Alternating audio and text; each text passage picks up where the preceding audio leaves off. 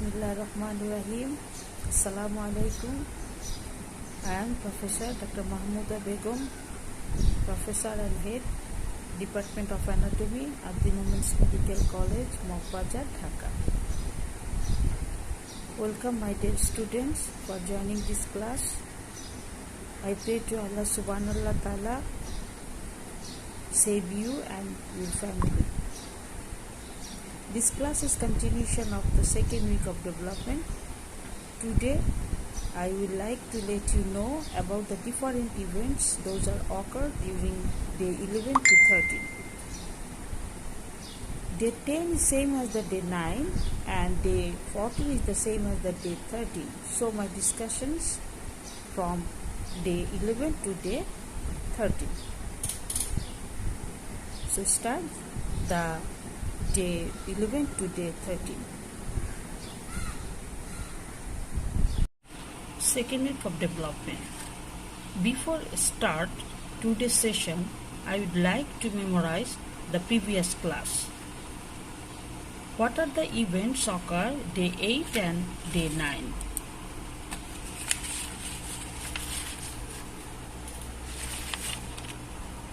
Day 8. Blastocyst partially embedded. Tropoblast differentiated into two layers, cytotropoblast and syncytotropoblast. Embryoblast also differentiated into two layers, hypoblast and epiblast. And then a small cavity appear within the epiblast known as the amniotic cavity. Day 9. Blastocysts more deeply embedded and their penetration defect is closed by a fibrin coagulum. Vacuoles appear in the syncytium. Development of the lacunar stage. Exocoelomic or Husser's membrane is formed. The exocoelomic cavity or primitive yolk sac is formed. The figure.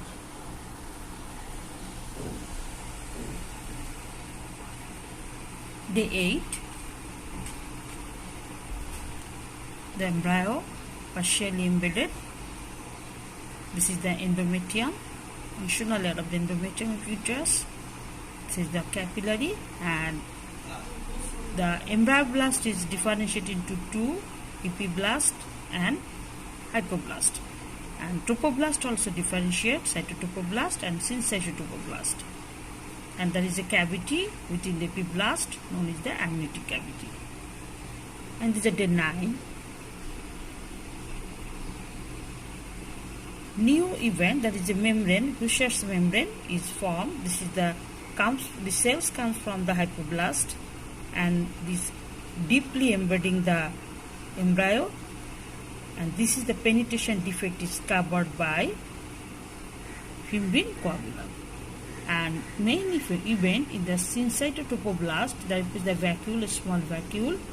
The vacuole gradually communicate with each other and form the lacuna. So lacunar stage is developed. So these are the day 8 and 9. Now start the day 11 and 12. During this period, embryo is completely embedding and penetration defect gradually covered by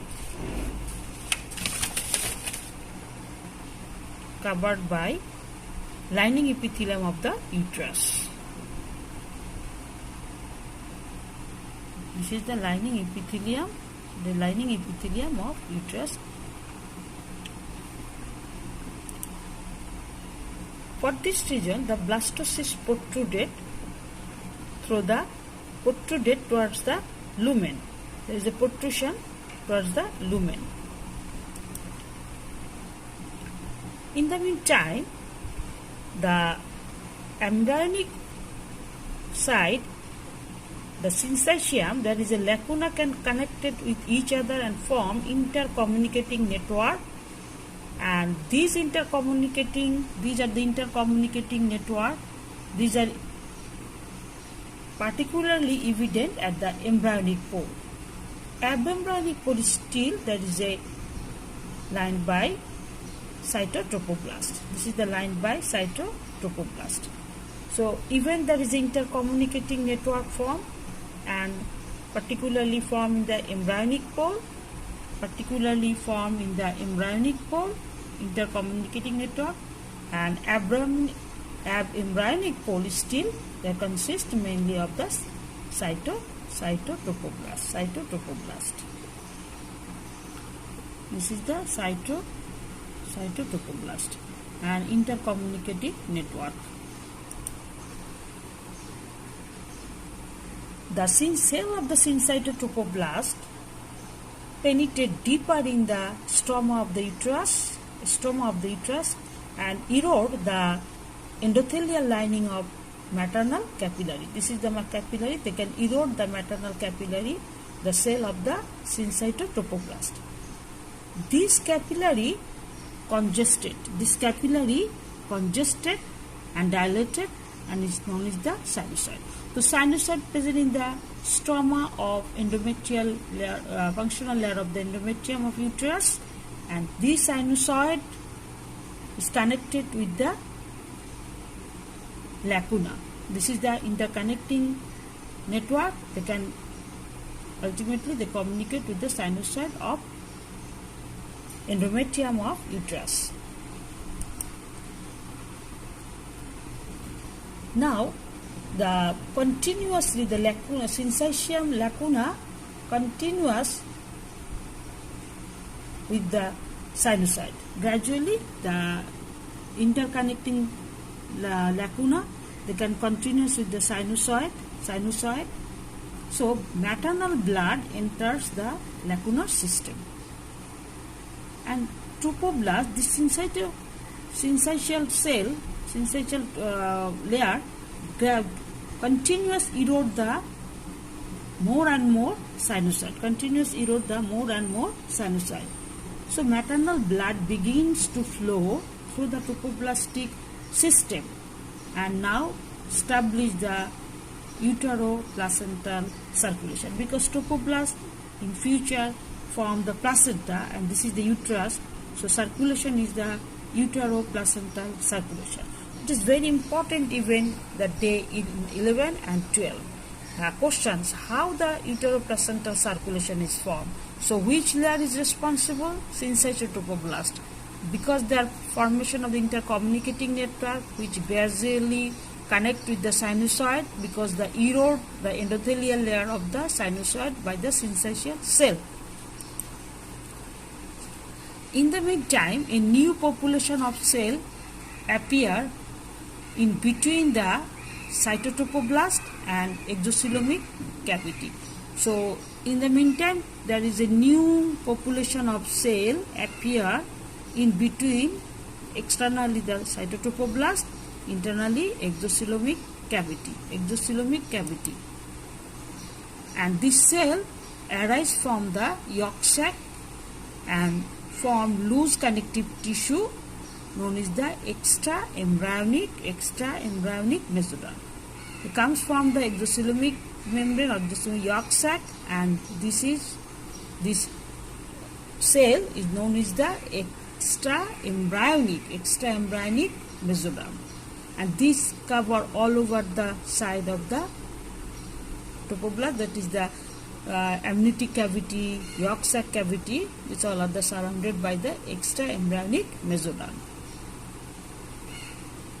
And this extraembryonic mesoderm found outside the tropoblast, cytotropoblast, inside the exocoelomic membrane.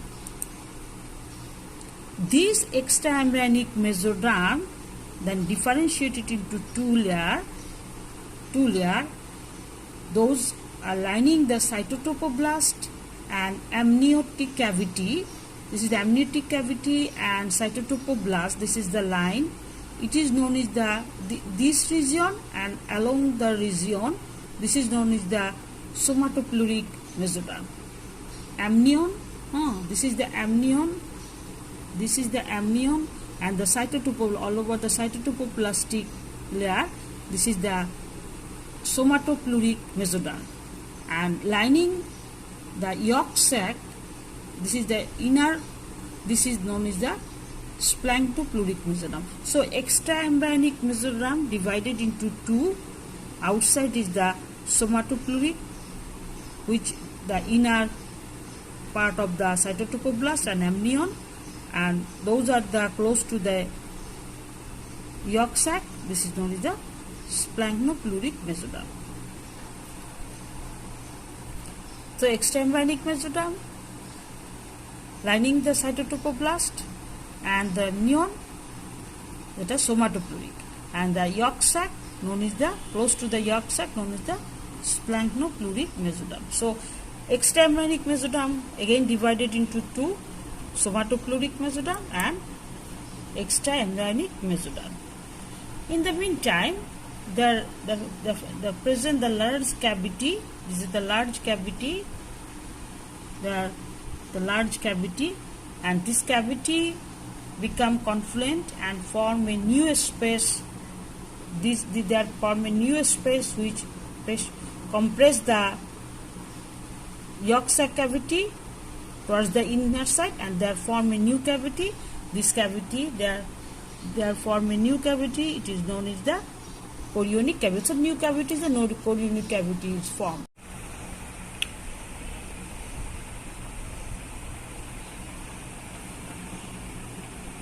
This space surrounding the yolk sac and amniotic cavity, except where the germ layer and trophoblast are connected by connecting stalk.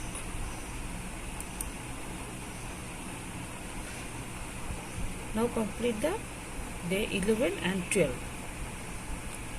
Start 13th day. 13th day, the implantation site is completely covered by surface epithelium of uterus, and occasionally at the implantation site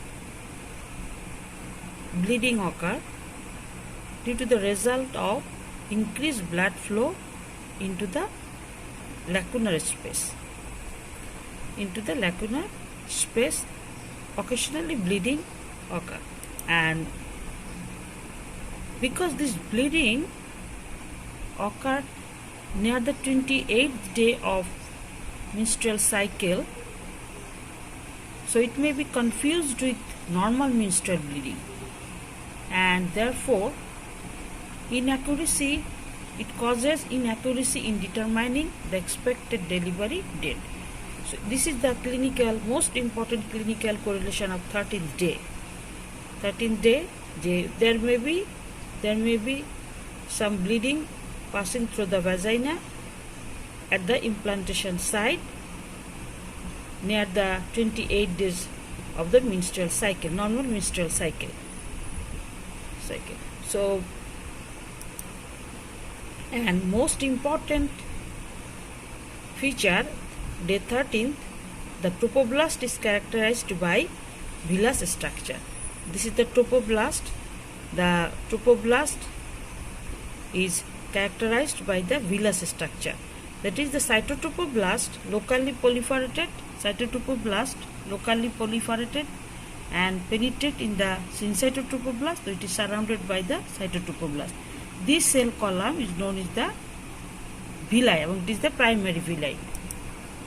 So cell of the cytotrophoblast proliferate locally proliferate and penetrate into the syncytotrophoblast, and forming the cellular columns which is surrounded by syncytotrophoblast, and this is known as the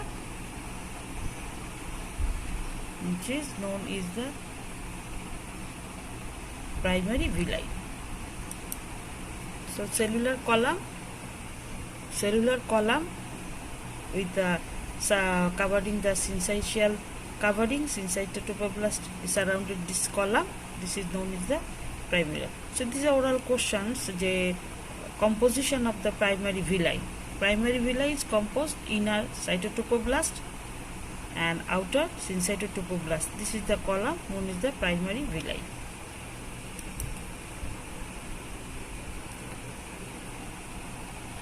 this figure. First is the inner cell mass, outer cell mass. Inner cell mass, embryoblast divided into two, and outer cell mass, trophoblast. Gradually the inner cell mass, they form the amniotic cavity, and when this is the exocoelomic membrane appear, this cavity is known as the primary yolk sac. This figure, this is the amniotic cavity, primary yolk sac, two germ layer, and outer is the trophoblast, and gradually there appear another cellular structure, extraembryonic mesoderm.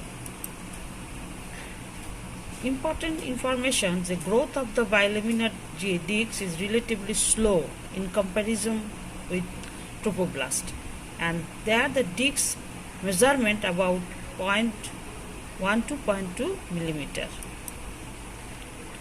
Now highlight the second week of development. First is the bilaminar germ discs, that is epiblast and hypoblast, or epiblast or ectoderm and hypoblast or endoderm. Complete implantation on uterine wall. The trophoblast also differentiated two layers, cytotrophoblast and syncytotrophoblast.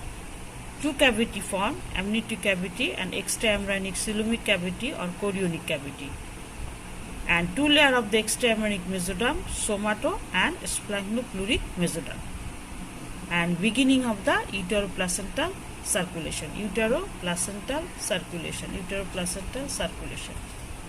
So these are the two layers, two germ layer, epiblast and hypoblast, ectoderm, amniotic cavity, chorionic cavity, primary villi. This is also the important structure, primary villi formation. Now what are the problems faced in the second week of development? First is the why second week is called week of 2. Dryand level the day of 14, that is figure of 13, when and how utero-placental circulation is established, and clinical correlation of day 13. Thank you all.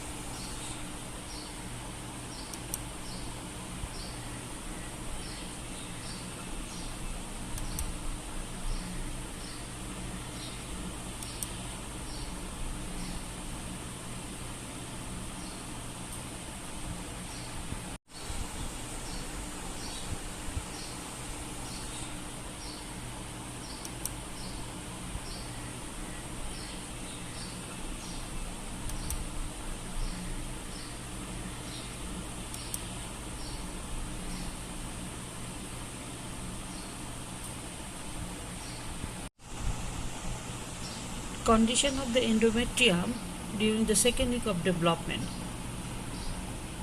Cells of endometrium become polyhedral and loaded with glycogen and lipids for nutrition of embryo. Intercellular space are filled with extravasated and the tissue is edematous. So these are the very important for easy embedding of blastocyst, and these changes is known as the Decidua reactions. So what are the Decidua reaction?